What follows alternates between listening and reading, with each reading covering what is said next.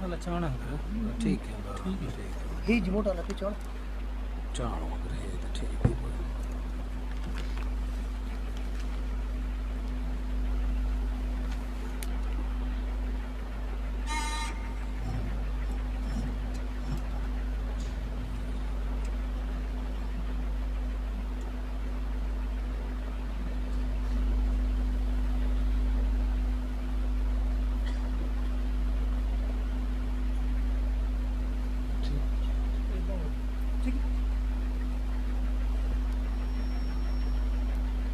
نحمده ونصلي ونسلم على رسوله النبي الكريم الحليم الرؤوف الرحيم أما بعد أعوذ بالله من الشيطان الرجيم بسم الله الرحمن الرحيم أولئك هم الراشدون صدق الله مولانا العظيم مولاي صل وسلم دائما أبدا أبدا أبدا على حبيبك خير خلق كلهم اللهم صل على سيدنا محمد وعلى آله وأصحابه وبناته وعشاقه اجمعین. سو بار شکر سپیدہ کرنے والی ذات کا ہم محترم جناب صاحبزادہ ڈاکٹر امین صاحب کو خوش آمدید کہتے ہیں.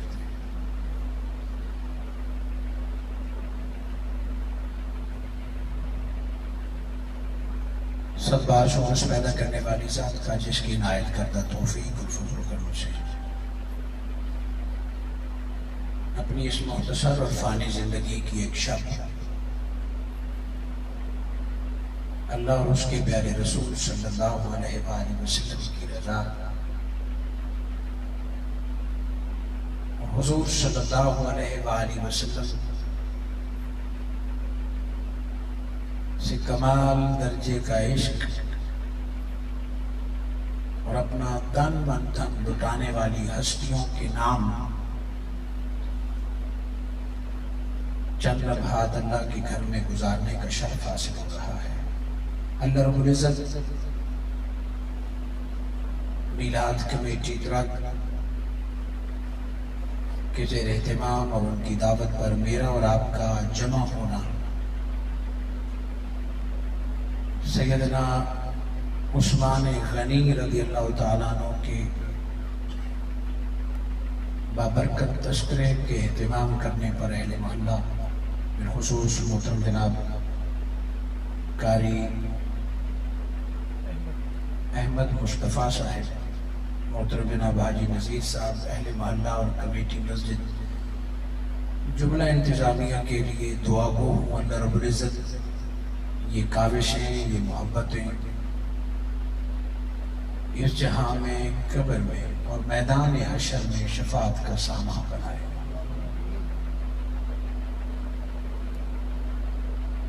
معزز علماء کرام، حفاظ قرآ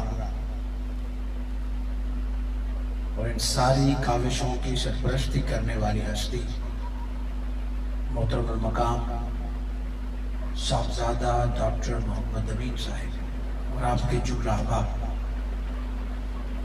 اور منہاج القرآن ترک کے احباب، آج 18 ذی الحج کا وہ بابرکت دن ہے جس کو تاریخ میں ایک نمایاں حیثیت حاصل ہے اور رہے گی. 18 ذی الحج ماہ ذی الحج کی وہ تاریخ ہے جس میں سیدنا امام حسین کی شہادت اور ساتھ ہی مولا کائنات حضرت علی شیر خدا کی ولادت کے اعلان کا دن ہے. نہ کوئی شہادت عثمان بھلا پائے گا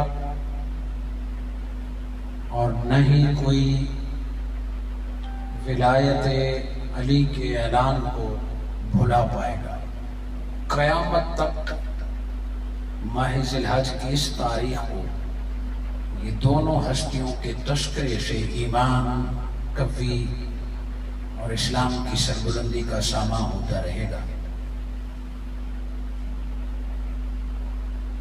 میں نے آپ کے سامنے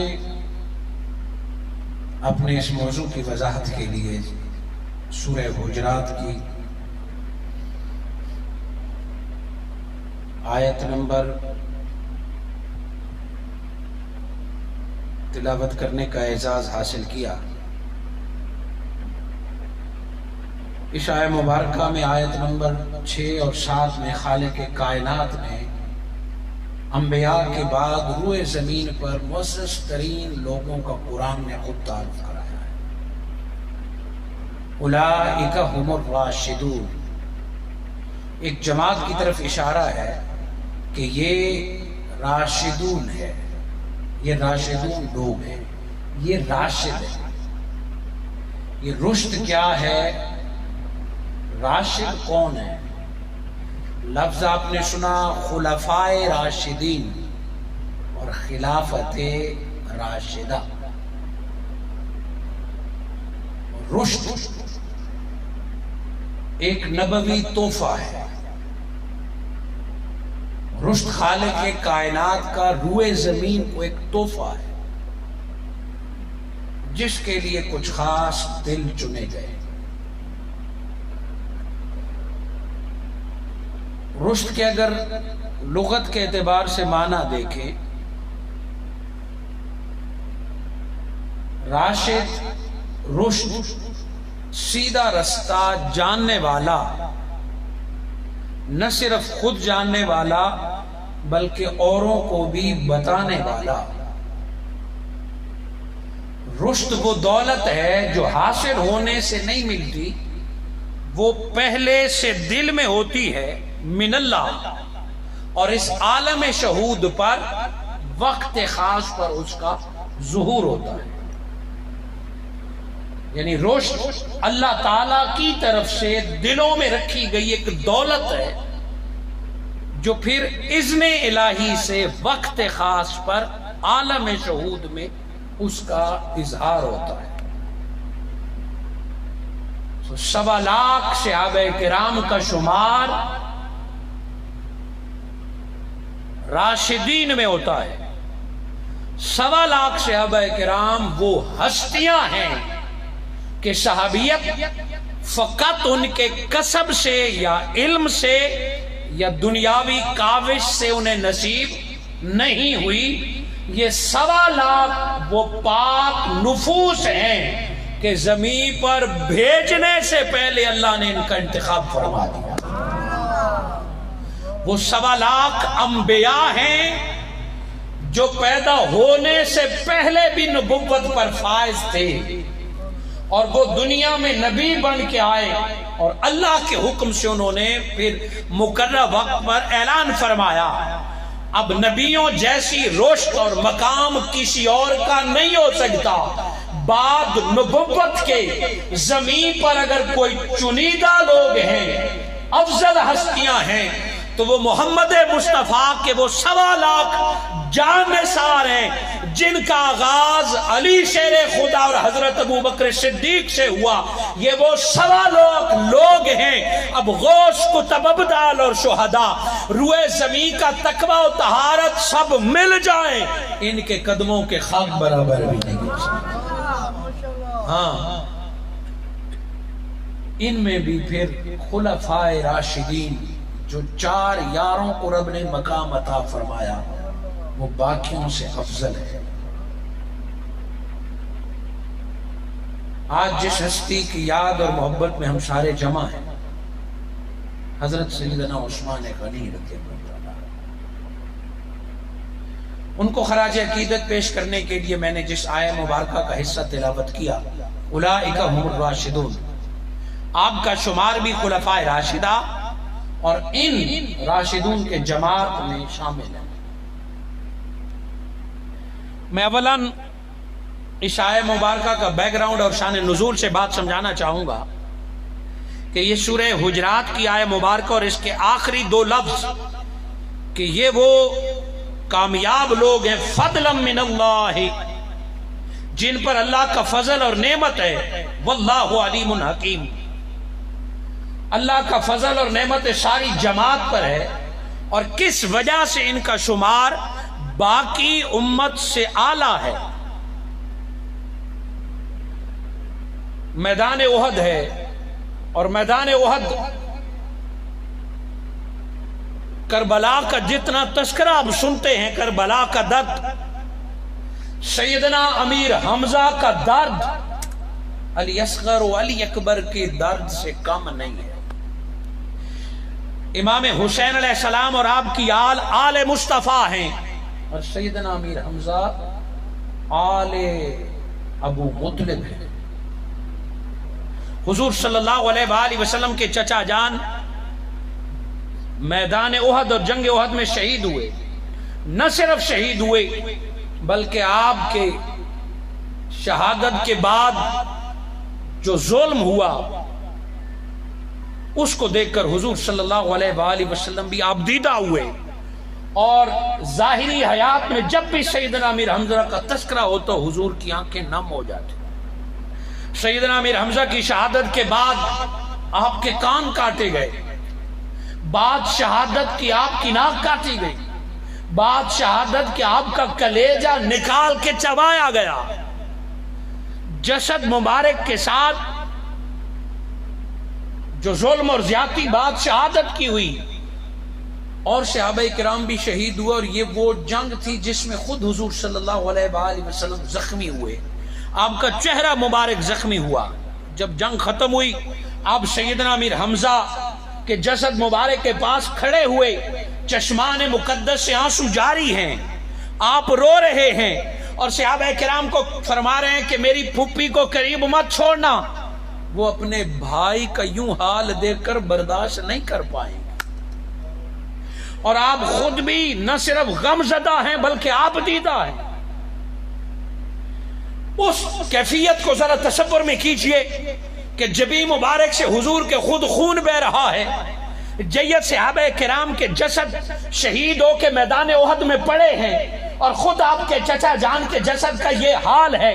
سیدنا امیر حمزہ کی ایسی جسد جس کی ناک آنکھ کان کٹے ہوئے ہیں، سامنے کھڑے ہو کے میرے آقا نے ہاتھ اٹھا کے دعا مانگی۔ میرے نوجوان بھائیوں، اس کیفیت کو ذرا ذہن میں لائیے کہ وہ کیفیت کیسی کیفیت ہوگی، وہ دعا کیسی دعا ہوگی، وہ لفظ کیسے ہوں گے، وہ درد کیسا ہوگا کہ آنکھ سے آنسو جاری، اور وہ بھی مصطفیٰ کی آنکھ سے آنسو جاری ہو، اور جسد مبارک پر نگاہ ہو سیدنا حمزہ، اور حضور صلی اللہ علیہ وآلہ وسلم نے فرمایا صرف شہید نہیں، سید الشہداء ہیں، کہ قیامت تک اب جو بھی سید ہوگا اس کا سردار چچا حمزہ ہے۔ ایسی کیفیت میں حضور صلی اللہ علیہ وآلہ وسلم نے دعا مانگی۔ ایسے موقعوں پر صبر کی دعا مانگی جاتی ہے، ایسے موقعوں پر دشمن کے مٹنے کی بد دعا کی جاتی ہے، ایسے موقع پر ظالم پر قہر برسنے کی التجا کی جاتی ہے، مگر رحمت للعالمین نے ہاتھ اٹھائے، آواز بلند ہوئی، مولا تیرا نبی آج اس موقع پر جب درد کا موقع ہے، جب آنسو بہ رہے ہیں، تیرا مصطفیٰ تجھ سے دعا مانگتا ہے۔ حضرت عثمان غنی کی محبت میں جمع ہونے والوں، میرے آقا کے کلمات پر غور کیجئے۔ حضور صلی اللہ علیہ وآلہ وسلم نے رو کے پہلی التجا کی، اللہم حبب الینا الایمان، اے مولا اس موقع پر جب جسد پڑے ہیں، جب خون جسم پر لگے ہوئے ہیں، تو اے اللہ ایمان ہمیں پیارا کر دے، ایمان اور ہمارے درمیان دوستی کرا دے، ہمارے دلوں میں ایمان کی محبت پیدا کر دے، حبب محبوب کر دے ہمیں ایمان الینا۔ آقا نے خود اپنے آپ کو شامل کیا، اپنے وہ صحابہ جو کچھ شہید ہو چکے، جو کچھ زخمی ہو چکے، ان کو ساتھ شامل کر کے اللہ سے دعا مانگی۔ یہ پہلی دعا تھی کہ اے اللہ ایمان ہمارا محبوب بنا دے۔ اگلی دعا مانگی وَزَيَّنَهُ فِي قُلُوبِنَا، پھر اس ایمان کو ہمارے دل کی زینت بنا دے۔ وہ انگوٹھی میں جو نگینہ سجتا ہے وہ زینت ہے، کہ پہلے ایمان اگر انگوٹھی کی طرح ہے ہمارے دلوں میں، پھر خوبصورت کر کے ایمان کو جڑ دے، ہمارے سینے ایمان سے مزین کر دے۔ یہ دوسری دعا۔ تیسری دعا میرے آقا نے مانگی وَقَرِّهُ إِلَيْنَا الْكُفْرَ، اے اللہ ہمیں کفر سے نفرت دے دے، ناپسندیدہ بنا دے ہمارے نزدیک کفر۔ جمع کا صیغہ میرے آقا نے شامل کیا کہ میرے صحابہ اور میرے نزدیک کفر کو ناپسندیدہ کر دے، ہم سے دور کر دے۔ پھر گنواؤں گا، پہلی دعا مانگی کہ ایمان محبوب کر دے، دوسری دعا مانگی کہ اے اللہ دل میں ایمان کو سجا دے، تیسری دعا مانگی کفر کو دور کر دے، والفسوق گناہ کو دور کر دے صحابہ سے، والعصیان نافرمانی کو دور کر دے۔ یہ 5 دعائیں ہیں۔ پھر گنیے، ایمان محبوب کر دے، دل میں سجا دے، کفر سے دور کر دے، گناہ سے دور کر دے، عصیان سے دور کر دے۔ محمد مصطفیٰ کی دعا ہچکیوں کے ساتھ، آنسوؤں کے ساتھ، کٹے ہوئے بریدہ جسموں کے پاس سید الشہداء جس کی جنت اور حوریں انتظار کر رہی ہیں، ایسے موقع پر دعا۔ دوستو کیا پوچھتے ہو؟ ایک گناہگار شخص بھی سفر پر نکلے اور سفر کا گرد اس کے چہرے پر پڑے اور تھوڑا سا وہ تھک جائے، اللہ فرشتوں کو حکم دیتے ہیں مسافر ہے، تھکا ہوا ہے، جو دعا مانگے قبولیت میں لکھ دے۔ ذرا سا کوئی بیمار ہو جائے، ذرا سا خون بہ جائے، ذرا سا پیٹ سر میں درد ہو، اللہ نے فرشتوں کو حکم دیا کہ بیمار کی دعا کو بھی قبول دعا میں لکھ دے۔ اور یہ میدان احد میں لٹنے کے بعد، کٹنے کے بعد، اور اپنے رشتہ داروں کے سامنے جسد کٹے ہوئے میرے آقا نے 5 دعا مانگی۔ چھٹی دعا تھی، فرمایا وَجَعَلْنَا مِنَ الرَّاشِدِينَ، اے اللہ تیرا مصطفیٰ آج اس موقع پہ تجھ سے دعا مانگتا ہے، میرے ہر صحابی کو راشدین میں شامل فرما دے۔ اور راشد کون ہے؟ جس کی 5 صفات بتائی کہ وہ ایمان سے محبت کرنے والا ہوگا، ایمان اس کے دل میں گھر کر جائے گا، وہ کفر سے نفرت کرنے والا ہوگا، وہ گناہ سے ہر صورت دور ہوگا، وہ نافرمانی سے دور ہوگا۔ کہ اے اللہ یہ 5 دولتیں عطا کر کے میرے ابو بکر کو راشد بنا، میرے عمر کو راشد بنا، میرے عثمان کو راشد بنا، میرے علی کو راشد بنا۔ ابو بکر و عثمان و علی تو راشد ہے، اے اللہ عائشہ بھی راشدہ، خدیجہ بھی راشدہ، سیدہ طیبہ طاہرہ فاطمہ تو زہرا بھی راشدہ، اور راشدوں کی سردار بن گئے۔ نعرہ تکبیر، نعرہ رسالت، نعرہ خلافت، نعرہ حیدری۔ یہ دعا مانگنے کی دیر تھی، اور دعا جب رب قبول فرماتا ہے، دعا جب اللہ قبول فرمائے تو اس کی کئی صورتیں ہیں۔ میرے آقا کے دعا کے الفاظ ابھی پورے نہیں ہوئے، جبرائیل علیہ السلام آئے، 6 دعائیں میں نے آپ کو گنوائیں جو میرے آقا نے مانگی۔ ابھی دعا پوری ہوا چاہتی ہے کہ جبرائیل علیہ السلام آئے، سلام کے بعد فوراً آیت پڑھ کے سنائی۔ وہ 6 دعائیں اگر یاد ہے، اب آیت آپ سماعت فرمائیے۔ جبرائیل علیہ السلام تشریف لائے اور فرمایا یا رسول اللہ، اللہ فرما رہا ہے وَلَكِنَّ اللَّهَ حَبَّبَ إِلَيْكُمُ الْإِيمَانَ وَزَيَّنَهُ فِي قُلُوبِكُمْ وَكَرَّهَ إِلَيْكُمُ الْكُفْرَ وَالْفُسُوقَ وَالْعِصْيَانَ أُولَئِكَ هُمُ الرَّاشِدُونَ۔ میرے مصطفیٰ بغیر کسی تبدیلی کے رب نے آپ کے 6 کے 6 دعا قبول فرما دیے ہیں۔ اعلان فرما دیجئے کہ آپ کا ہر صحابی کے دل میں ایمان محبوب ہے، آپ کے ہر صحابی کے دل میں ایمان گھر کر گیا ہے، آپ کا ہر صحابی کفر سے نفرت کرتا ہے، آپ کا ہر صحابی گناہ سے دور ہو گیا ہے، فسق سے دور ہو گیا ہے، عصیان سے دور ہو گیا۔ اعلان کر دیجئے کہ رب نے مصطفیٰ کی سن کے ہر ایک کو راشد قرار دے دیا ہے۔ حضور صلی اللہ علیہ وآلہ وسلم کی دعا اور فوراً قبولیت جنگ احد میں فقط شہداء کے لیے نہ تھی، فقط چند صحابہ کے لیے نہ تھی، وہ صحابہ کی ساری جماعت کے لیے تھی۔ اور یہ کمالات خالق کائنات نے اپنی بساط کے مطابق ہر صحابی کو عطا فرمائے۔ اگر وہ صحابی ہے تو یہ کمالات اس کے سینے میں ان کی شان کے مطابق رچے ہوئے ہیں، بسے ہوئے ہیں۔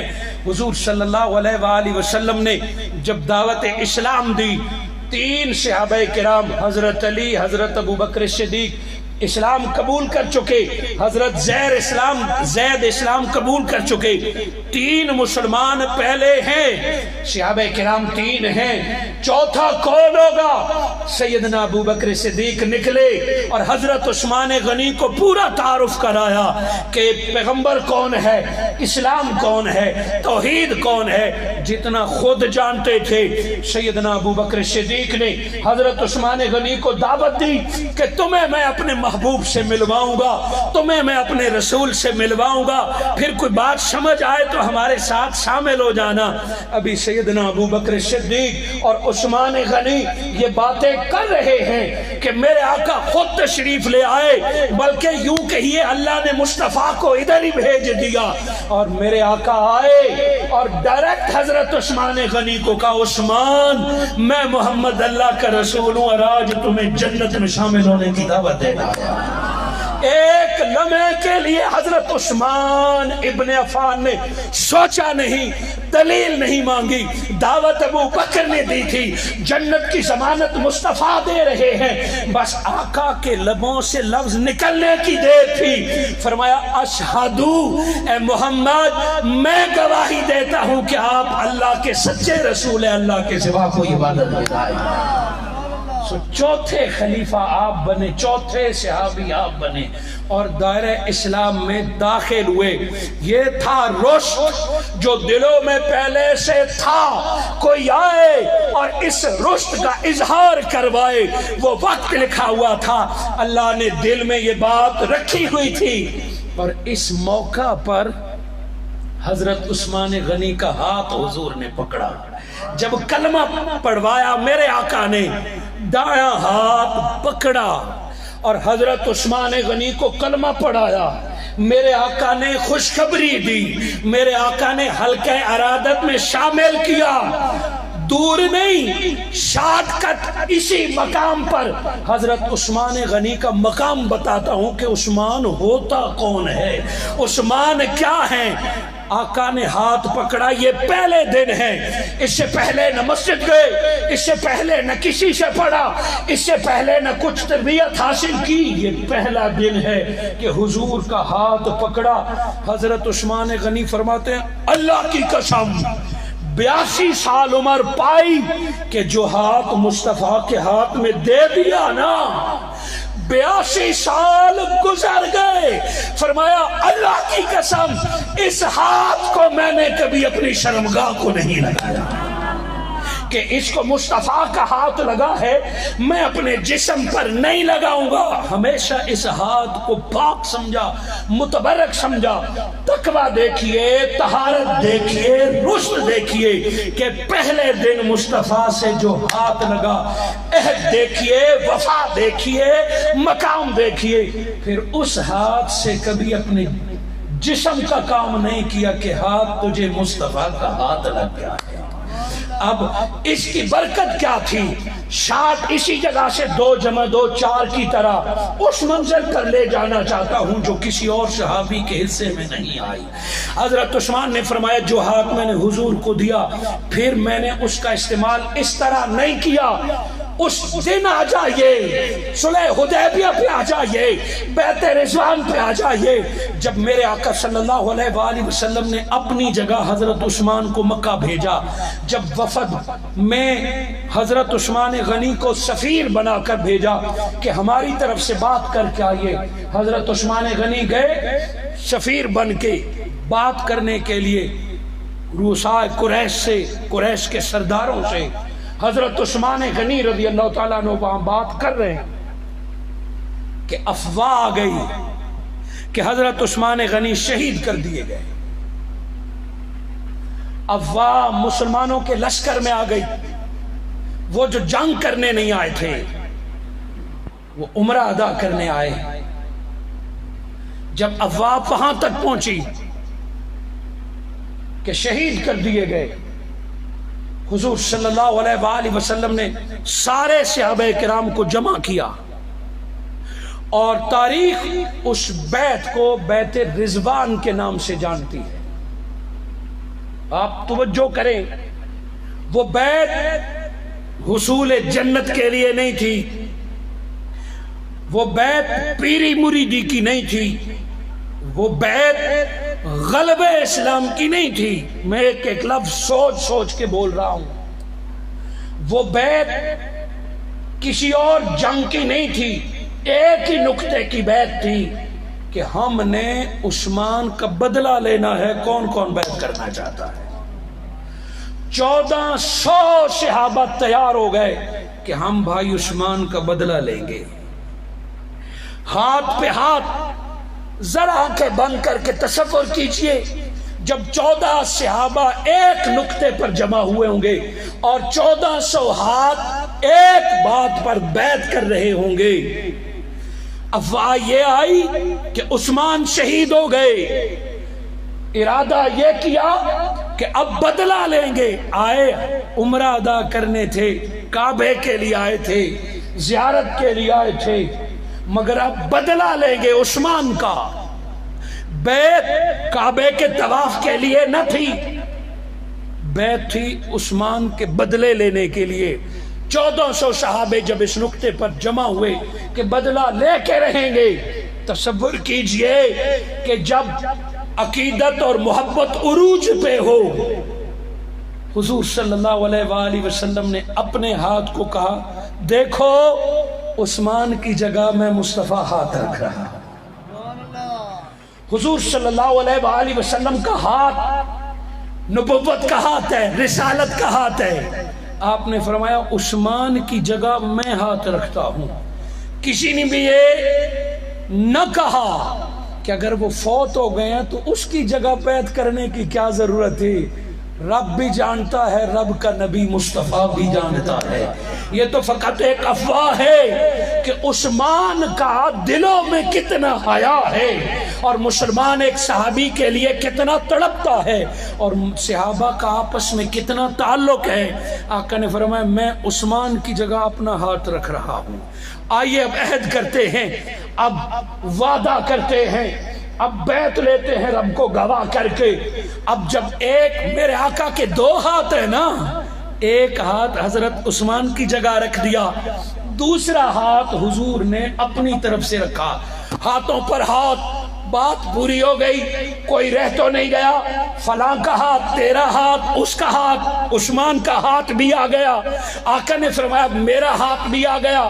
سب کے اوپر حضور کا ہاتھ. جب بشر کے ہاتھ ایک دوسرے پر پورے ہوئے، اب جبرائیل علیہ السلام آیت لے کے آ گئے کہ ہاتھ بشر کا ہوتا ہے، خدا ہاتھ سے پاک ہے، اللہ کے ہاتھ نہیں ہیں. فوق ایدیہم، یہ جو ہاتھوں پر ہاتھ ہے یہ کس کا ہاتھ ہے؟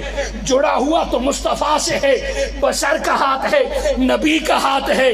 جبرائیل علیہ السلام نے فرمایا کہ لوگوں سنو، یہ جو ہاتھوں پر ہاتھ ہے ید اللہ، رب فرما رہا ہے یہ مصطفیٰ کا نہیں خدا کا. بیت رضوان کی حقیقت بتا رہا ہوں کہ یہ مصطفیٰ کا ہاتھ ہے. میرے آقا کا ہاتھ کہاں گیا؟ ایک ہاتھ عثمان کا ہو گیا، رب نے فرمایا دوسرا ہاتھ میرا ہو گیا. تو مجھے کہنے دیجئے درمیان میں مصطفیٰ ہے، ادھر صحابی ہیں ادھر خدا ہے. یہ ہاتھ عثمان کا ہو گیا، یہ ہاتھ خدا کا ہو گیا. یہ میرے لفظ نہیں، یہ کسی مفسر کی تشریح نہیں، یہ کسی محدث کی تشریح نہیں، یہ قرآن کی آیت ہے یداللہ، یہ فقط بشر کا ہاتھ نہیں، دکھنے میں یہ 5 انگلیاں ہیں، دکھنے میں یہ بشر کے ہاتھ سے جڑا ہوا ہے، مگر یہی ید اللہ ہے، اللہ کا ہاتھ ہے۔ اب جو میں کہنا چاہتا ہوں، اے عثمان تیرا مقام، اے سیدنا عثمان تیرا مقام، کہ جب آقا نے فرمایا یہ میرا ہاتھ ہے، رب نے بتایا کہ آؤ لوگو دیکھ لو، ادھر ہاتھ مصطفیٰ کا عثمان کا ہو گیا، ادھر ہاتھ مصطفیٰ کا خدا کا ہو گیا، تو کہنے دیجئے درمیان میں رسالت ہے، عثمان کا ہاتھ ڈائریکٹ خدا کے ہاتھ میں۔ نعرہ تکبیر، نعرہ رسالت، نعرہ خلافت، نعرہ حیدری، شان عثمان۔ یہ میں نے ہاتھ کی بات بتائی فقط کہ جب آقا کے ہاتھ میں پہلے دن یہ ہاتھ دیا تو یہ بات کہاں تک پہنچی، یہ بات پھر عرش تک گئی کہ حضرت عثمان نے فرمایا جو ہاتھ مصطفیٰ کے ہاتھ میں دے دیا، پھر ساری عمر اس کا خیال رکھا کہ تو وہ ہاتھ ہے جو مصطفیٰ سے مس ہوا ہے۔ حاضرین کرام،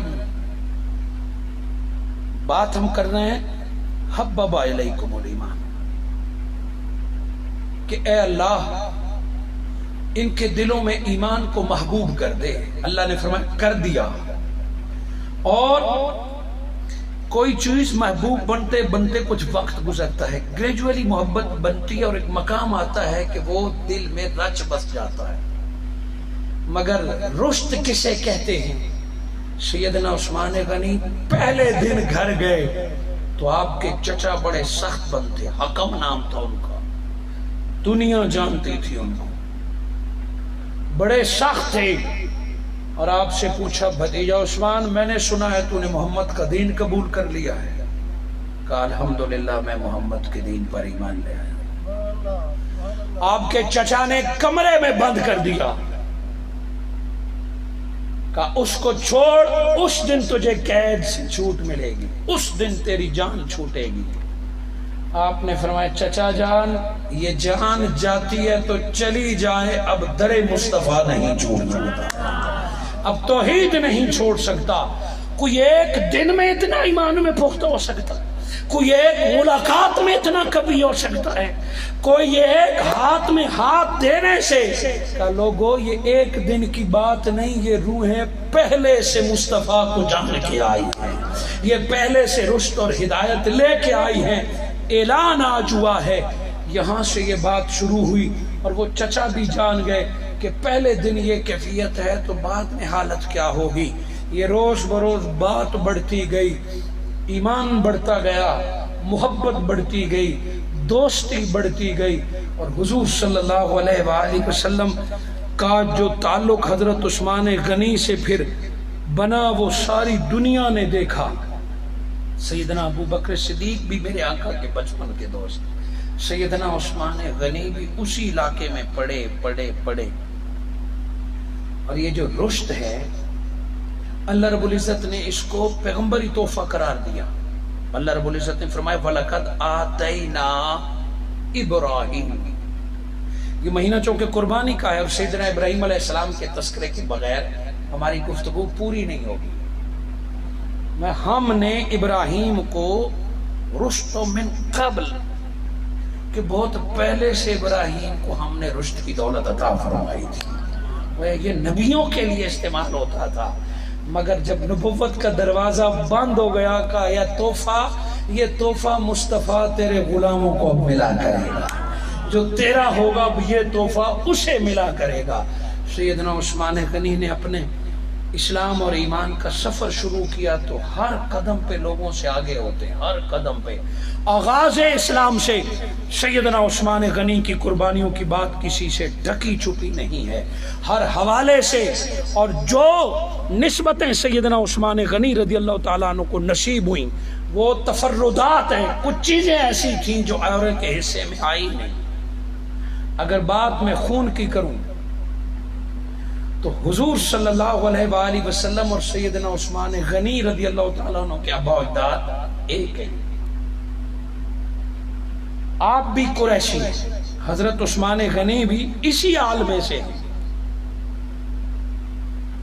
آپ والد کی طرف سے حضور صلی اللہ علیہ وآلہ وسلم کے دادحال میں سے ہیں، اور حضرت عثمان غنی کی اماں جان حضور صلی اللہ علیہ وآلہ وسلم عروہ بنت قریظ بنت ام حکیم البیضاء، حضرت عثمان غنی کی نانی جان حضور صلی اللہ علیہ وآلہ وسلم کی سگی پھوپھی ہیں. وہ آپ آقا کی پھوپھی کے نواسے. یہ رشتہ خاندانی طور پر پہلے سے تھا، اور وہ جو اللہ رب العزت نے اعزاز عطا فرمایا سابقون الاولون کا، بعد میں لوگ مسلمان ہوتے رہے، مگر نبیوں کے بعد جن ہستیوں کا مقام ہے وہ پہلے چند ان لوگوں کا ہے جو سب سے پہلے مصطفیٰ پر ایمان لائے ہیں. سابقون الاولون میں آپ کا شمار تھا. جہاں سے بات ہم حضرت عثمان غنی کی خلافت کی کریں گے تو آپ کا شمار عشرہ مبشرہ میں ہوتا ہے. عشرہ مبشرہ کون ہے؟ عشرہ کہتے ہیں 10 کو، اور مبشرہ وہ ذات، وہ ہستی جس کو حضور صلی اللہ علیہ وآلہ وسلم نے کنفرم 100% سرٹیفکیٹ دے دیا دنیا میں. جن 10 بندوں کو کلیئر کر دیا یہ جنتی ہیں، اس میں ایک حضرت عثمان غنی شامل ہے.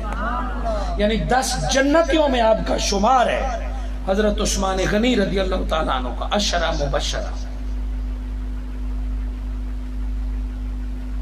عشرہ مبشرہ کا جو مقام صحابہ کی صف میں ہوتا ہے، فضیلتیں جدا کرتے کرتے پھر ایک فضیلت ہے کہ پھر عشرہ مبشرہ میں ہیں. جیسے کیٹیگری ہے کہ فلاں قاری ہے، ہاں قاری ہے، حافظ ہے، حافظ ہے، عالم دین ہے. ایک کوالٹی ہے صحابہ کی کہ اگر باقی کوالٹی برابر ہو گئی تو یہ عشرہ مبشرہ میں شامل ہے.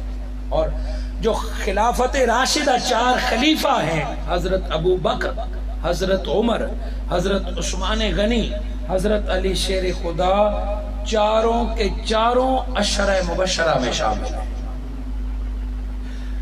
حضرت عثمان غنی کو جو سب سے منفرد اعزاز حاصل ہے وہ ذوالنورین کا ہے. نور آج جھگڑے ہیں کہ بشر نور ہو سکتا ہے یا نہیں ہو سکتا، بشر کے پاس نورانیت ہے یا نہیں ہے. حضور صلی اللہ علیہ وآلہ وسلم کو اللہ رب العزت نے 4 بیٹیاں عطا فرمائیں. 4 بیٹیوں میں 3 بیٹیوں کا نکاح حضرت خدیجۃ الکبریٰ کی حیات میں ہو گیا تھا، اور 4تھی بیٹی سیدہ طیبہ طاہرہ فاطمۃ الزہرا کا نکاح خدیجۃ الکبریٰ کے وصال کے بعد ہوا تھا. حضرت عثمان غنی کی جب نکاح کا وقت آیا تو حضور صلی اللہ علیہ وآلہ وسلم نے اپنی پیاری بیٹی حضرت رقیہ حضرت عثمان غنی کے نکاح میں دی، جس کی زندگی کے جتنے دن ہیں وہ پورے ہو گئے. حضرت رقیہ جب وصال فرما گئی، حضور صلی اللہ علیہ وآلہ وسلم نے اپنی دوسری بیٹی حضرت ام کلثوم آپ کے نکاح میں دی. حاضرین مکرم، یہ بات آپ نے 12 سنی. میں آپ کی توجہ دلانا چاہتا ہوں اس نقطے کی طرف کہ دوسری بیٹی بھی میرے آقا نے دے دی. آدم علیہ السلام سے لے کر حضور صلی اللہ علیہ وآلہ وسلم تک کئی ایسے خوش نصیب گزرے ہیں کہ جن کے گھر نبی کی بیٹیاں بیائی گئیں. حضرت علی شیر خدا کے گھر بھی نبی کی بیٹی ہے. اس سے پہلے بھی انبیاء کی بیٹیاں لوگوں کے گھر گئیں.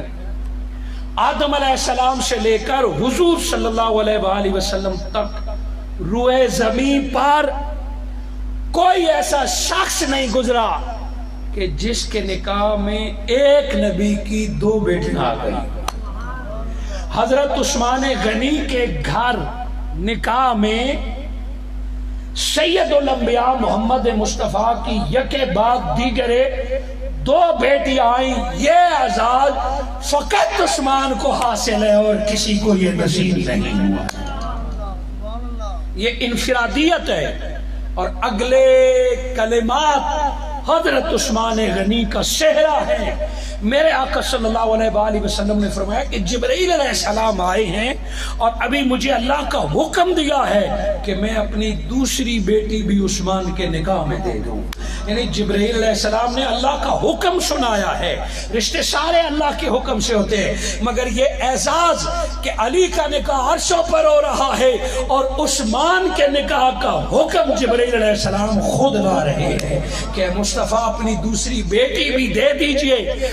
جب لوگ حیران ہوئے، حضور صلی اللہ علیہ وآلہ وسلم نے فرمایا یہ تو دو بیٹیاں ہیں، مصطفیٰ کی 40 بیٹیاں ہوتی، یکے بعد دیگر عثمان کے نکاح میں دینی پڑتی کہ اس محمد مصطفیٰ 40 بیٹیاں بھی عطا فرما دیں۔ یہ اعزاز حضرت عثمان غنی کو ملا، اور یہ باتیں بلا وجہ نہیں کی جاتی، اس کے پیچھے کوئی بیک گراؤنڈ ہوتی ہے، اس کی کوئی وجہ ہوتی ہے۔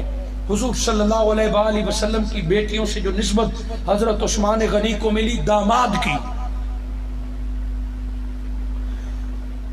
اس کی ایک اپنی وجہ ہے، ایک ہسٹری ہے۔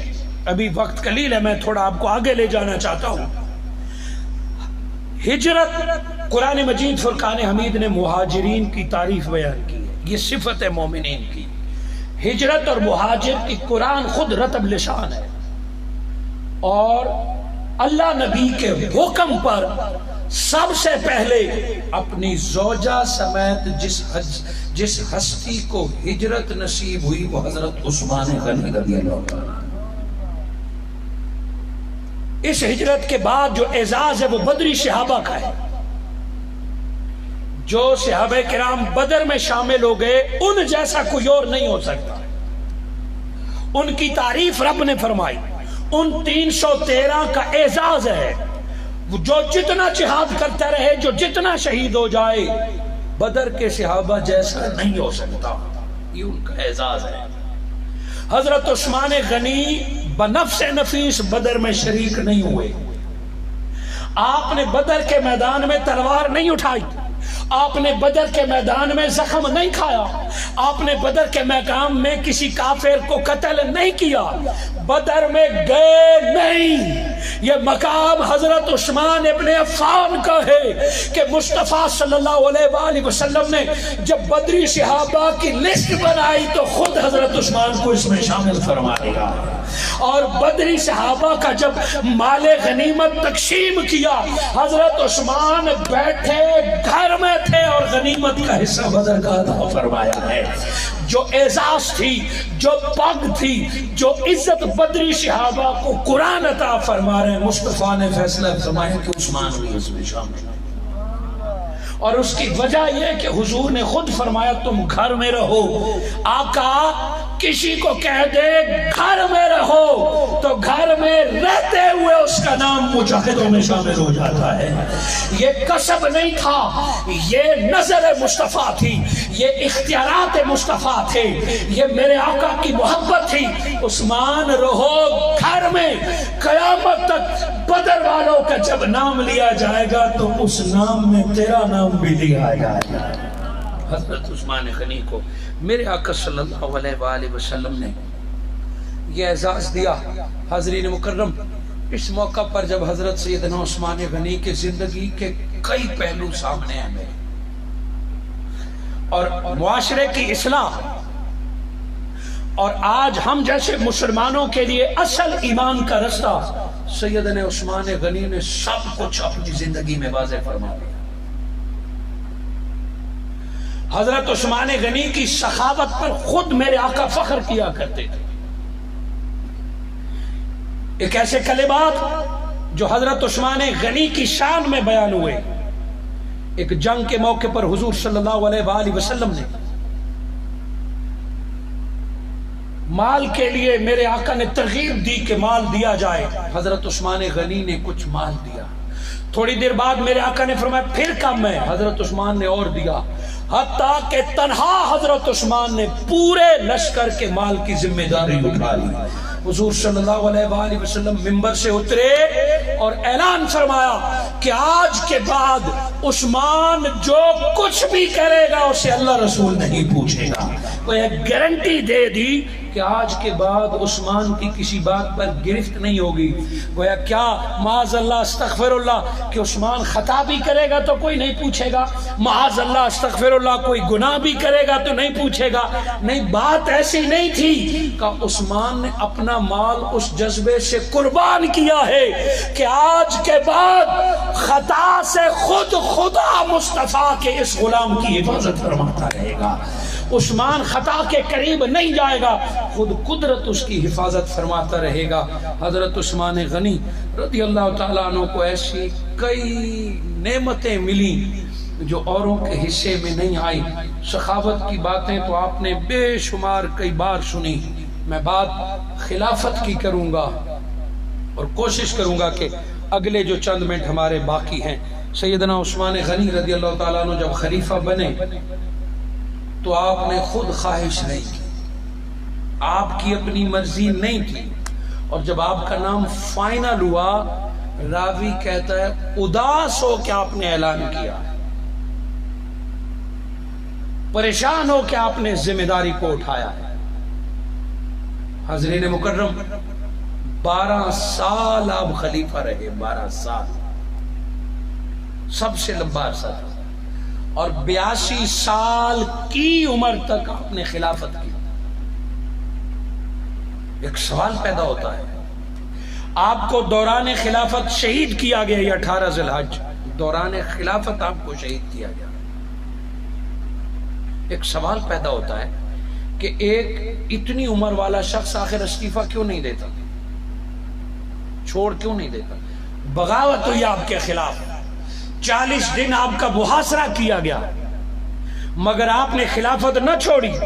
ان باغیوں کا ایک ہی مطالبہ تھا, خلافت چھوڑ دیں, حکومت ہمارے حوالے کر دیں, مگر آپ نے خلافت نہ چھوڑی. اگر آج کے نوجوان نسل کو سادہ سی بات بتاؤ تو وہ کہیں گے کہ 82 سال کا ایک معمر شخص 12 سال حکومت کر لی, چھوڑنے میں کیا رہ جائے, جان دے دی مگر خلافت نہ چھوڑی.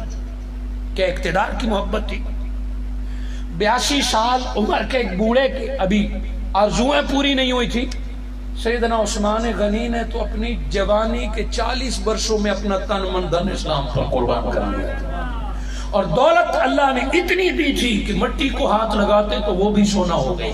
اور حضرت عثمان غنی صحابہ میں وہ امیر صحابی ہیں جن کا آج بھی سعودی عرب کے بینکوں میں اکاؤنٹ چل رہا ہے. اتنا رب نے نوازا کہ صدیاں 14 گزر گئیں, آج بھی جس کے اکاؤنٹ میں کروڑوں ریال پڑے ہیں وہ حضرت عثمان غنی ہے. حضرت عثمان غنی نے استعفیٰ کیوں نہیں دیا؟ آپ کو شہید کیا گیا, اس دن سے فساد شروع ہوا ہے اور آج تک امت مسلمہ اسی کا شکار ہے. اقتدار میں منافقت کی سیاست اور سیٹ لینے کے لیے ایک دوسرے کی ٹانگیں کی کھینچا تینی تاریخ اسلام میں اس دن سے شروع ہوئی. میں نے سوال آپ کے سامنے رکھا کہ 82 سالہ صحابی رسول آخر چند سال پہلے چھوڑ کے کیوں نہیں گئے؟ یہ حالت ہی پیدا نہ ہوتی. آپ نے آخری 4-5 سال بڑے مشکل عرصے میں گزارے. ملک کے کئی حصوں میں آپ کے خلاف آوازیں اٹھ گئیں. وجہ کیا تھی؟ میرے دوستو, یہ اقتدار کی محبت نہ تھی, یہ حکم مصطفیٰ تھا. میرے آقا نے فرمایا عثمان, اللہ جب تمہیں خلافت کا چولا دے گا, اللہ جب تمہیں عزت دے گا, مصطفیٰ تمہیں حکم دے رہے ہیں کہ ایک جماعت اٹھے گی, تمہیں چولا اتارنے کا کہے گی, تمہیں استعفیٰ دینے کا کہے گی. مصطفیٰ فرما رہے ہیں جو کچھ ہو جائے تو نے وہ عزت والا چولا اتارنا نہیں. جان دے دی مگر میرے آقا کی بات کو پورا کیا. یہ آخری حکم بھی تھا جو حضرت عثمان غنی نے گردن کٹوا دی, مگر وہ آخری حکم پورا کیا. آئیے دیکھیں ذرا, میں تصویر آپ کے سامنے رکھتا ہوں کون لوگ تھے وہ اور کتنا ظلم اور جبر ہوا. حضرت عثمان غنی نے 12 سال حکومت کی تو حضرت علی شیر خدا موجود تھے, دیگر صحابہ کرام بھی موجود تھے. جب آپ کے خلاف بغاوت ہوئی اور آپ کے گھر کے گرد جمع ہو گئے لوگ، پہلا مرحلہ یہ آیا کہ آپ کو مسجد نبوی میں داخل ہونے سے روک دیا گیا، آپ کو امامت سے روک دیا گیا، مسجد نبوی اور حکم چلانے سے روک دیا گیا، پھر وہ دائرہ تنگ ہو کے آپ کو گھر تک قید کیا۔ وہ وقت آیا کہ آپ کے پانی کو روک دیا گیا، کھانے کو روک دیا گیا، 40 روز آپ کا پانی بند رہا، 40 روز آپ کا کھانا بند رہا۔ ڈاکٹر صاحب تشریف فرما ہے، انسان 7 دن تک پانی کے بغیر زندہ رہ سکتا ہے، نارمل انسان۔ اور رمضان ہمارا ایک ماہ ہوتا ہے، میڈیکل آج رہنمائی کرتی ہے، بغیر کھائے پیے سانسیں باقی ہوں تو ایک انسان 4 ہفتے سروائیو کر سکتا ہے۔ حضرت عثمان غنی 40 دن تھے، پانی کے بھی اور کھانے کے بھی۔ محاصرہ کیا، باغیوں کے ایک ہی مقصد تھا کہ پانی کا قطرہ اندر نہ جائے اور کوئی کھانے کا لقمہ اندر نہ جائے۔ مطالبہ ایک کہ خلافت چھوڑ دیں، استعفیٰ کر دیں تو بس، اور کوئی دشمنی نہیں۔ حضرت سیدنا عثمان غنی گھر میں رہے، محصور رہے، مگر اپنے خلافت نہ چھوڑی۔ خود صحابہ کرام، حتیٰ کہ حضرت علی شیر خدا اور جیت صحابہ کرام آئے، اجازت دیجئے ہم ان سے لڑیں۔ بطور امیر المومنین آپ نے حکم دیا کہ میرے لیے کوئی تلوار نہیں اٹھائے گا، اور جب تک امیر اجازت نہ دے جہاد ہوتا نہیں، چاہے اگلا منافق ہو۔ آپ نے صحابہ کرام کو تلوار اٹھانے کی اجازت نہ دی۔ آخر جب آخری دن آئے، حضرت مغیرہ آئے اور آپ سے مذاکرات کرنے کی کوشش کی، 3 تجویزیں آپ کے سامنے رکھی۔ فرمایا امیر المومنین، یا تو اجازت دیجئے، حکم دیجئے تاکہ ہم اسٹیٹ کی طرف سے ان باغیوں سے جنگ کریں، پھر دیکھا جائے گا کون جیتتا ہے۔ دوسری صورت ہے کہ ہم آپ کو یہاں سے نکالتے ہیں، آپ مکہ چلے جائیں۔ تیسری صورتحال یہ ہے کہ آپ کو یہاں سے ہم نکالتے ہیں اور شام پہنچا دیتے ہیں، وہاں گورنر شام آپ کی حفاظت کرے گا، حضرت امیر معاویہ۔ آپ نے تینوں تجاویز سننے کے بعد کہا جنگ کی اجازت نہیں دوں گا، مکہ بھی نہیں جاؤں گا، شام بھی نہیں جاؤں گا۔ وجہ کہ میں نہیں چاہتا کہ میری وجہ سے خون خرابہ ہو اور تاریخ اسلام میں لکھا جائے کہ عثمان کو بچاتے ہوئے اتنے لوگ شہید ہو گئے تھے، اقتدار کو بچاتے ہوئے اتنے لوگ شہید ہو گئے، اور مکہ نہیں جاؤں گا، میری جان وہاں بچ جائے گی، لیکن یہ لوگ وہاں بھی آئیں گے اور میری وجہ سے پھر حرم میں خون خرابہ ہو تو عثمان ابن عفان کو یہ بھی گوارا نہیں۔ تیسری وجہ، شام بھی نہیں جاؤں گا، ادھر ہی رہوں گا، کہ بس آپ لوگ جائیں۔ حضرت عثمان ابن عفان اپنے گھر میں، حضرت علی شیر خدا نے اپنے بیٹوں کو تلواریں دے کے بھیجا کہ دروازے پہ کھڑے ہو جاؤ، بس جان جاتی ہے تو حسین چلی جائے۔ حضرت عثمان کے دروازے سے کوئی اندر داخل نہ ہو۔ حضرت امام حسین جنت کے سردار علی شیر خدا کے بیٹے تلوار لے کے حضرت عثمان کے دروازے پہ کھڑے ہو گئے۔ حاضرین کرام، حضرت عثمان غنی شہادت سے چند دن پہلے اپنے کمرے کی چھت پر آئے اور ان باغیوں سے خطاب کیا۔ وہ خطبہ اور کلمات آپ سنیں گے تو جس کے دل میں درد ہے وہ آنکھ کی نمی کو روک نہیں سکتا۔ آپ اٹھے اور آپ نے تعارف کرا کہ مجھے جانتے ہو میں عثمان ابن عفان ہوں؟ کہا ہاں۔ کہ کون عثمان ابن عفان؟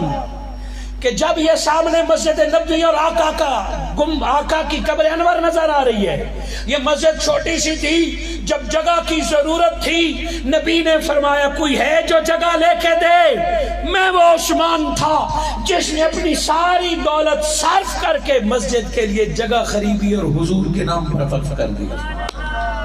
آج اسی مسجد میں مجھے نماز پڑھنے نہیں دیتے۔ کیا میں وہی عثمان ہوں؟ سارے باغیوں کے ہاتھ میں تیر تلوار کا، ہاں ہمیں پتہ ہے مسجد نبوی کے لیے جگہ آپ نے لے کے دی تھی۔ حضرت عثمان غنی نے فرمایا تمہیں پتا ہے کہ یہودی مسلمانوں پر پانی بیچتا تھا اور پھر پانی دیتا نہیں تھا، اور اللہ کے نبی نے اعلان کیا کہ جو مسلمانوں کے لیے یہ کنواں خرید کے دے گا اس سے بہتر کنواں مصطفیٰ سے جنت میں دے گے۔ تمہیں پتا نہیں ہے کہ میں عثمان نے بیر روما خریدا، یہ کنواں خرید کے مسلمانوں کے نام وقف کیا، میرے آقا نے صحابہ میں کھڑے ہو کے جنت میں میرے کنویں اور باغ کا اعلان فرمایا۔ میں وہ عثمان ہوں جس نے مسلمانوں کے لیے پانی پینے کا بندوبست کیا۔ آج تم مجھے پیاسا رولا رہے ہو، مجھے پانی نہیں پلاتے۔ حضرت عثمان غنی رضی اللہ تعالیٰ عنہ نے وہ بھوکے دن دکھا بتائے کہ جب لوگ بھوکے تھے میں وہ عثمان ہوں جو غلے کے 100 اونٹ لا کے یہاں تقسیم کر دیے تھے، تب آقا نے مجھے جنت کی ضمانت دی تھی۔ میں وہ عثمان ہوں جس نے جنگ و جدل میں مدد کی تھی، میں وہ عثمان ہوں۔ سیدنا عثمان غنی رضی اللہ تعالیٰ عنہ نے اپنا ہاتھ بتایا، یہ وہ میرا ہاتھ ہے جس کو میرے آقا نے اپنا ہاتھ قرار دے کے میری جگہ پہ بیعت کی تھی، میرے لیے بیعت رضوان ہوئی۔ سب گنواتے رہے اور وہ ہاں ہاں کرتے رہے۔ آپ نے جان بچانے کے لیے نہیں کیا، شاید جس طرح کربلا میں حسین کے خطبے سے ہور نکل آیا تھا، سیدنا عثمان غنی نے بھی اپنی حجت پوری کی، ان کے سوئے ہوئے ضمیروں کو جگانا چاہا، اور دشمن کے کہنے پر جنہوں نے بغاوت کی تھی، ساری صفات کو دیکھتے ہوئے بھی جنہوں نے اسلام کو ٹکڑے ٹکڑے کرنا چاہا، سیدنا عثمان غنی نے آخری خطاب کر کے ان کے ضمیر کو جھنجھوڑا اور پھر واپس پلٹ آئے اس پاورفل خلیفہ کو۔ حضرت سیدنا عثمان غنی کی دور خلافت آپ کو پتا ہے کہاں تک تھی؟ یہ کابل اور افغانستان تک، پاکستان کا کچھ حصہ، ادھر یورپ تک، اور بحری راستوں کو فتح کرنے والے حضرت عثمان تھے۔ ایک پاورفل فوج آپ کے پاس تھی، ہر صوبے کا گورنر آپ کے پاس تھا۔ اس بغاوت کو کچلنا کوئی بڑا مشکل نہ تھا، مگر سیدنا عثمان غنی 12 سال حکومت کر چکے تھے اور حکومت کی خواہش بھی نہ تھی اور کامیابی سے کر چکے تھے۔ فقط حضور صلی اللہ علیہ وآلہ وسلم کے حکم کو پورا فرما رہے تھے اور اسلام کی خلافت کی طاقت دکھا رہے تھے۔ آپ نے خطبہ دیا اور واپس پلٹ آئے، اس کے باوجود انہوں نے محاصرہ ختم نہیں کیا، اس کے باوجود وہ سازش اور قتل سے باز نہ آئے۔ حضرت علی شیر خدا نے دیکھا کہ اب 40 دن قریب ہونے والے ہیں، بھائی عثمان نے پانی نہیں پیا۔ سیدنا علی شیر خدا نے گھر سے مشکیزہ پانی کا بھرا۔ ارے وہ علی شیر خدا جو حوضے کوثر پر کھڑے ہو کے پانی پلانے والے ہیں، جو مولا ہے پوری امت کے، جن کی اولاد جنت کی سردار ہے، آج وہ پانی کا مشکیزہ اٹھا کے عثمان ابن عفان کو پلانے آ رہے ہیں۔ حضرت عثمان ابن عفان کے لیے مشکیزہ بھر کے لا رہے ہیں، اور حضرت علی شیر خدا باغیوں کو تعارف کراتے ہیں، میں علی ابن ابی طالب ہوں، میں مصطفیٰ کا چچا زاد بھائی ہوں، میں خاتون جنت فاطمہ الزہرا کا شوہر ہوں، میں وہ ہوں جس کے بارے میں حضور نے فرمایا من کنت مولا۔ اپنا تعارف کراتے ہوئے بھرا ہوا مشکیزہ لے کے حضرت عثمان کے گھر کی طرف بڑھتے ہیں، مگر وہ باغی تھے، نہ عثمان کو مانتے تھے نہ علی کے مولا ہونے کو مانتے تھے، وہ مصطفیٰ کو بھلا چکے تھے، وہ جنت سے دربدر ہو چکے تھے، ان کی آنکھوں پر پٹی بندھی ہوئی تھی، اقتدار کی محبت میں وہ اندھے ہو چکے تھے۔ انہوں نے تیر پھینکے، حضرت علی شیر خدا کا رستہ روکا، مشکیزہ پھاڑ دیا، پانی بہ گیا۔ ہائے ہائے، تاریخ جو لفظ بتاتی ہے، حضرت علی شیر خدا نے اپنی دستار سر سے کھولی، پانی کا مشکیزہ جب پھٹ گیا۔ تاریخ میں جب پانی کے مشکیزے کے پھٹنے کی بات پڑھتے ہیں تو کربلا میں غازی عباس یاد آ جاتا ہے کہ انہوں نے کیسے پانی پہنچایا۔ حضرت علی شیر خدا کا جب مشکیزہ پھٹ گیا، باغیوں نے آگے جانے نہ دیا، آپ نے اپنی دستار کھولی اور فضا میں اوپر کی اور بابا سے بلند فرمایا بھائی عثمان، یہ علی کی دستار دیکھ لے، پانی لا رہا ہوں، مجھے لوگ نہیں چھوڑ رہے، کہ عثمان دیکھ لے دور سے اور روز حشر اتنا کہہ دے کہ علی تو پانی لا رہا تھا، یہ پینے نہیں دے رہے تھے۔ اس درد کی کیفیت کو دیکھیے۔ یہ وہ حضرت علی شیر خدا ہیں، مرب جن کے نام سے کامتا تھا، خیبر کا قلعہ ایک ہاتھ سے اکھاڑنے والا علی آج اگر تلوار اٹھا لے تو باغیوں کی جرت کیا۔ ایسے بدبختو علی کے پوتے علی اکبر کا مقابلہ نہیں کر سکتے، علی کا کون مقابلہ نہیں کرے گا؟ مگر یہ اطاعت امیر تھی۔ حضرت عثمان نے حکم دیا تھا کہ میرے لیے تلوار نہیں اٹھانا، آنسو بہا لیے مگر تلوار نہیں اٹھائے۔ اسی اشنا میں گھر کے پیچھے سے باغی گھر میں داخل ہوئے۔ یہ وہ دن تھا حضرت عثمان غنی اٹھے، 18 ذی الحج جمعہ کا بابرکت دن۔ حضرت عثمان غنی صبح اٹھے تو اپنی بیوی کو کہا میرا آج آخری دن ہے، میں چلا جاؤں گا۔ بیوی نے کہا کیوں؟ کہ میری ابھی آنکھ کھلی ہے، حضور صلی اللہ علیہ وآلہ وسلم میرے خواب میں حضرت ابو بکر اور عمر کے ساتھ مجھے ملنے آئے۔ فرمایا عثمان 40 دن سے روزہ رکھا ہوا ہے، 40 دن سے پیاسے ہو، 40 دن سے بھوکے ہو، آج تیری افطاری محمد مصطفیٰ کے پاس ہے، آج اللہ کا نبی خود تمہیں کھلائے گا پلائے گا۔ حضرت عثمان کے لبوں پر ایک سرساری تھی، ایک خوشی تھی کہ آج میری افطاری کی دعوت آ گئی، آج میں چلا جاؤں گا۔ وہ وفا شعار زوجاب کے ساتھ تھی۔ بس جمعے والے دن وہ بدبخت جمعے کا تقدس کو بھول گئے، صحن میں آئے، آپ کی زوجہ نے رستہ روکنا چاہا تو انہوں نے تلوار کا وار کی اور آپ کی زوجہ کی انگلیاں کٹ گئی۔ حضرت عثمان غنی کے سر پر لوہے کا راڈ ایک ڈنڈا تھا، پہلے وہ مارا، آپ کا خون بہا، داڑھی مبارک میں آیا، سامنے آپ کا قرآن پڑا تھا، وہ خون آپ کا گرا اور قرآن پر میرے آقا زندگی میں فرما گئے تھے کہ عثمان شہید ہوگا قرآن پڑھتے ہوئے، اور قرآن میں سورہ بقرہ پڑھتے ہوئے شہید ہوگا۔ وہ خون گرا اور حضرت عثمان غنی سورہ بقرہ پڑھ رہے تھے، وہ خون گرا، آپ کے داڑھی سے ہوتے ہوئے آپ کا خون قرآن کی آیت پر فَسَيَكْفِيكَهُمُ اللَّهُ، اے عثمان ان باغیوں کے مقابلے میں تیرا اللہ تیرے لیے کافی ہے۔ اس خون، اس فَسَيَكْفِيكَهُمُ اللَّهُ پر خون گرا۔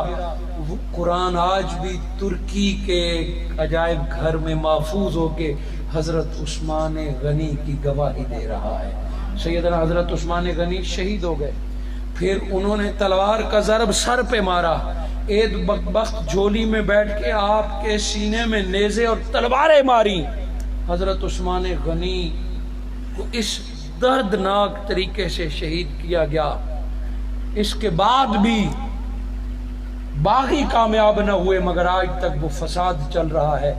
سیدنا عثمان غنی رضی اللہ تعالیٰ عنہ کے بعد مولا کائنات حضرت علی شیر خدا نے اس ڈگمگاتی کشتی کو سنبھالا اور پھر خون دے کے اس امت کے لیے دین پالا، گھرانہ لٹا دیا۔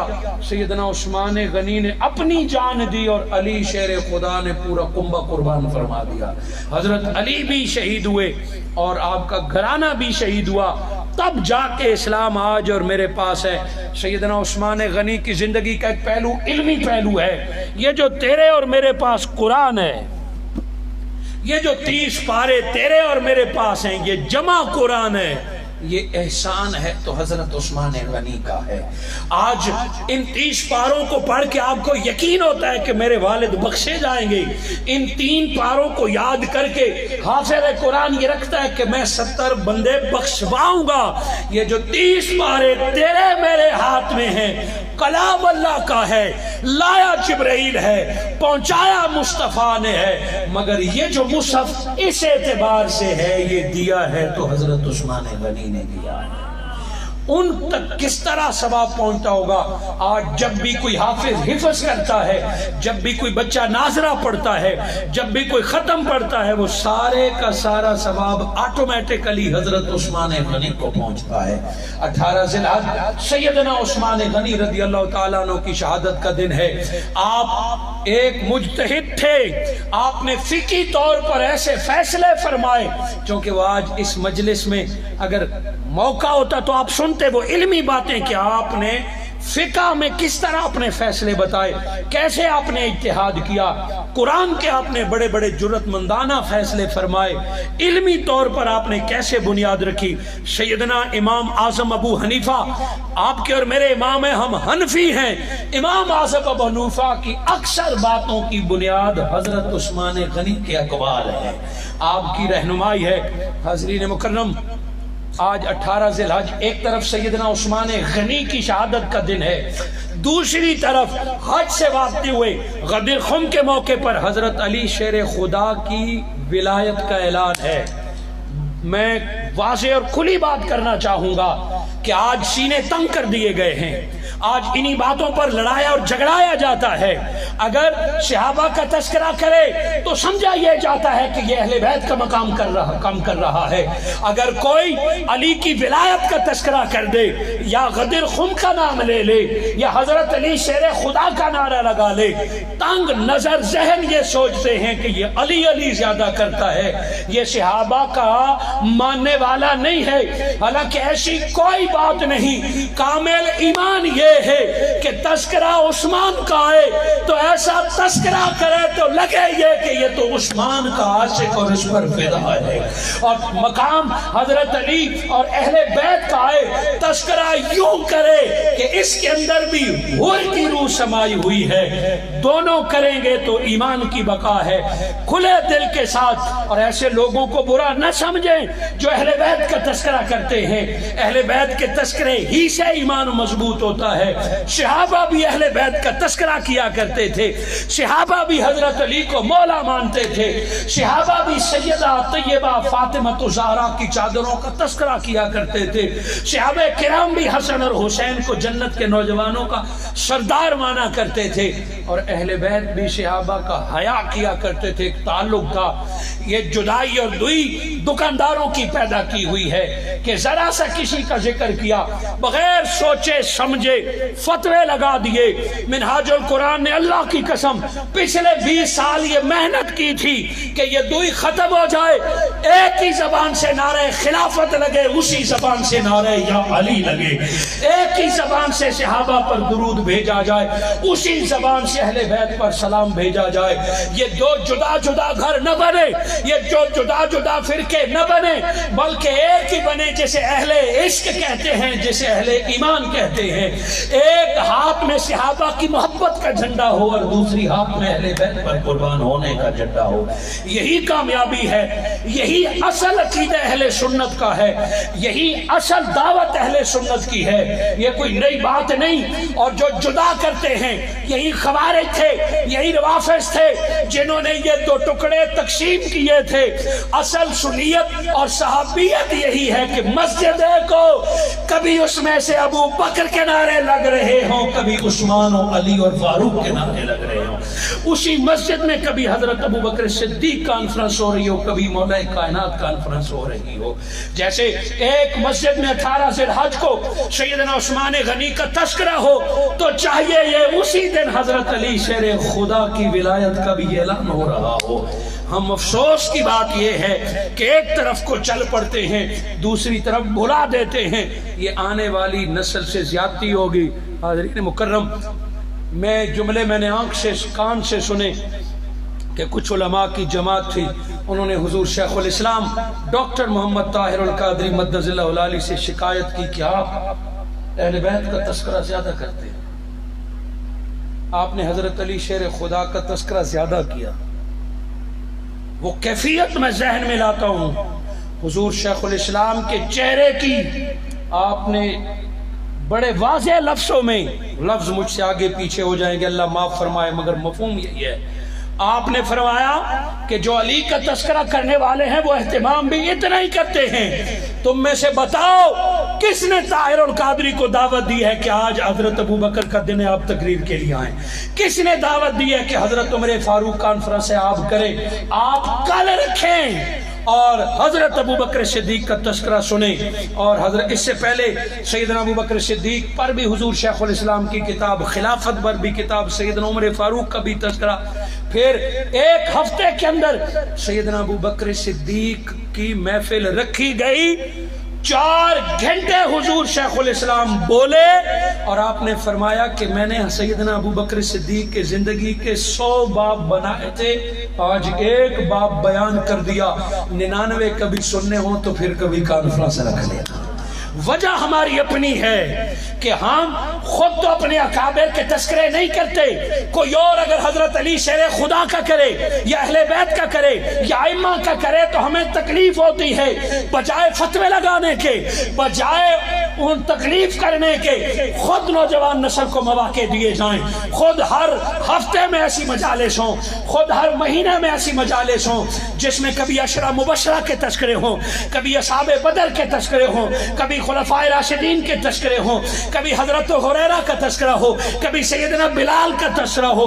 ہم تو آج آ کے ایک مسجد میں جمعہ کے دن آتے ہیں، وہ بھی دوسری اذان کے بعد آتے ہیں. ہمیں نہیں پتا ہوتا خطیب نے آج کیا تقریر کی ہے، اور پھر خطیب کو خود نہیں پتا ہوتا آج میں نے کیا بیان کرنا ہے. اسے پتا ہے کوئی سننے والا آنا ہی نہیں ہے، کسی کی دلچسپی نہیں ہے. اور سال کے بعد ایک جلسہ بھی کیا، وہ بھی احسان کیا. اور معاف کر دیجئے مجھے کہ اپنی سنیت ثابت کرنے کے لیے پھر مجھے نعرہ لگانا پڑا، اپنی سنیت ثابت کرنے کے لیے پھر مجھے خلفائے راشدین کا جلسہ کرنا پڑا. یہ ذاتیات اور خود غرضیوں سے نکل کے ایمان کو بچانے کے لیے ہم نے گھر گھر حضرت ابو بکر صدیق کا مقام پہنچانا ہوگا، گھر گھر حضرت عمر فاروق کا مقام پہنچانا ہوگا، گھر گھر حضرت عثمان غنی کی قربانیوں کا تذکرہ کرنا ہوگا، گھر گھر علی کی ولایت کا تذکرہ کرنا ہوگا. پھر دیکھیے تفرقے ختم ہو جائیں گے، نفرتیں ختم ہو جائیں گی، دوریاں ختم ہو جائیں گی. اب اگر امت کے اندر اس ماہ 1.5 ماہ میں فساد پھیلا ہے اہل بیت کے نام پر، سیدہ طیبہ طاہرہ کے نام پر فتوے لگے، مناظرے ہوئے، ایک دوسرے کو کافر کہا گیا، کوئی اپنی بات پہ ڈٹ گیا، کوئی کہتا ہے خطا پر تھی، کوئی کہتا ہے اس نے کفر کی. یہ ساری وجہ یہ ہے کہ ہم لوگ کبھی کبھی بیدار ہوتے ہیں. جو کبھی کبھی بیدار ہوتے ہیں ان کے گھر لٹ جاتے ہیں، ختم ہو جاتے ہیں. کتابوں سے، تقریروں سے، ان ہستیوں سے مکمل تعلق ہو تو کبھی کسی ڈاکو کی جرت نہیں پڑے گی کہ وہ ڈاکہ مارے، کبھی کسی کو جرت نہیں پڑے گی کہ وہ اپنے بات پر ڈٹ جائے. اگر عوام بیدار ہو تو کسی کی جرت نہیں ہوگی. آئیے دعا مانگتے ہیں اس موقع پر کہ جیسے اللہ رب العزت نے صحابہ کرام کو دولت ایمان اور تزین ایمان، گناہ اور عصیان سے دور رکھنے والا فیض مصطفیٰ عطا فرمایا تھا، اللہ آج مجھے اور آپ کو بھی صحیح علم کے رستے ہوئے چلتے ہوئے نفرت اور تشدد سے دور جانے کی توفیق عطا فرمائے. آپس میں مل جل کر صحابہ کا غلام بننے اور اہل بیت کی خاطر زندگی گزارنے کی توفیق عطا فرمائے. بار دیگر اہل سنت والجماعت میلاد کمیٹی ترگ کے جملہ احباب، اہل محلہ اور مسجد حاضہ کے امام و خطیب اور کمیٹی جملہ احباب کے لیے دعا کو ہوں جنہوں نے آج اس کانفرنس حضرت عثمان غنی کی شہادت کے لیے آپ کو اور مجھے دعوت دی. دعا کرتے ہیں روز حشر مجھے اور آپ کو اللہ رب العزت حضرت عثمان غنی کی شفاعت عطا فرمائے. جزاکم اللہ.